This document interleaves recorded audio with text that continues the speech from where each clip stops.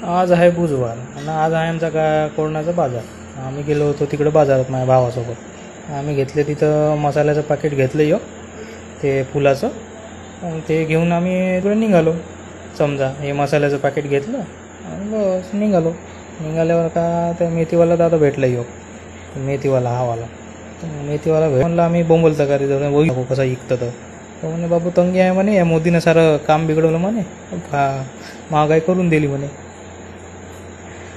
आम्ही चाललो गेलो. तो कातावला होता तो. हा म्हणे गुपचूप खातं का म्हणे 10 रुपयाचे. हे 10 रुपये यानं आणले.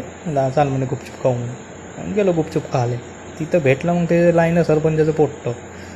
माझं गुपचूप खात होतं. काय माहीत किती रुपयाचे खाल्ले त्यानं. पहिले 50 रुपयाचे खाल्ले, नंतर 50 रुपयाचे खाल्ले म्हणते गोले.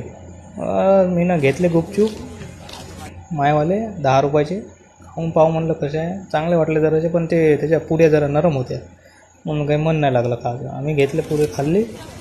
आमचा बाजार जवळच होता म्हणून आम्ही घराकडे चाललो आलो. या मग भेटू.